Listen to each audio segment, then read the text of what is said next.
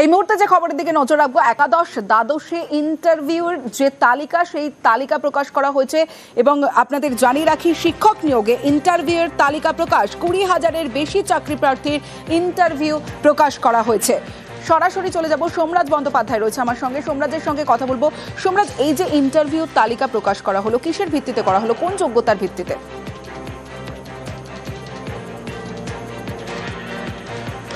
দেখো, কিছুক্ষণ আগেই স্কুল সার্ভিস কমিশনের তরফে একাদশ দ্বাদশ শিক্ষক নিয়োগের ইন্টারভিউয়ের তালিকা প্রকাশ করা হয়েছে। তবে আপাতত কমিশনের তরফে যেটা জানানো হচ্ছে, পরীক্ষার্থীরা তারা নিজেরাই শুধুমাত্র দেখতে পাবেন যে তারা ইন্টারভিউয়ের জন্য ডাক পেলেন নাকি।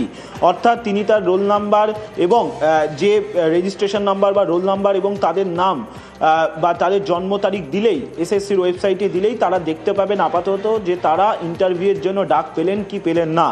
কিন্তু সার্বিকভাবে কমিশনের ওয়েবসাইটে যে তালিকা দেওয়ার কথা রয়েছে বিষয় ভিত্তিক, অর্থাৎ সংশ্লিষ্ট প্রার্থীর নাম, তার রোল নাম্বার, তিনি লিখিত পরীক্ষায় কত নম্বর পেয়েছিলেন, শিক্ষাগত যোগ্যতার নিরিখে তিনি কত নম্বর পেলেন, পাশাপাশি শিক্ষকতার অভিজ্ঞতার ওপর তিনি কত নম্বর পেলেন, এই যে সার্বিক তালিকা 36টি বিষয়, সেই সার্বিক তালিকা প্রকাশ পেতে আরও কিছুটা সময় লাগবে।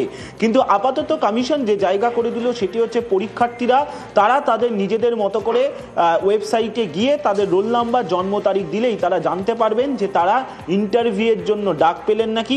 আপাতত কমিশন এই ব্যবস্থা চালু করে দিল। কমিশনের তরফে জানানো হচ্ছে, যেহেতু কমিশনের ওয়েবসাইটে একসঙ্গে একাধিক প্রার্থী তারা আসছেন, ভিজিট করছেন, গড়ে প্রায় 50,000 ভিজিট করছে, ফলত কমিশনের ওয়েবসাইটে বিষয় ভিত্তিক সম্পূর্ণ তালিকা, অর্থাৎ সবাই সবার নাম বা তালিকা দেখতে পাবেন, সেই তালিকা প্রকাশ করতে আরও কিছুটা সময় লাগবে। পাশাপাশি যেটা কমিশনের তরফে আরও জানানো হচ্ছে যে এই যে 12,000-এরও বেশি শূন্যপদ রয়েছে একাদশ দ্বাদশের শিক্ষক নিয়োগের জন্য, তার জন্য 20,000-এর কাছাকাছি প্রার্থীকে ইন্টারভিউতে ডাকা হয়েছে। বিষয় ভিত্তিক কত প্রার্থীদের ইন্টারভিউতে ডাকা হলো সেটা পূর্ণাঙ্গ তালিকা প্রকাশের পরেই স্পষ্ট হবে। কিন্তু যেটা জানা যাচ্ছে কমিশন সূত্রে, 12,000-এরও বেশি শূন্যপদের জন্য 20,000-এর কাছাকাছি প্রার্থীদের ডাকা হয়েছে ইন্টারভিউয়ের জন্য।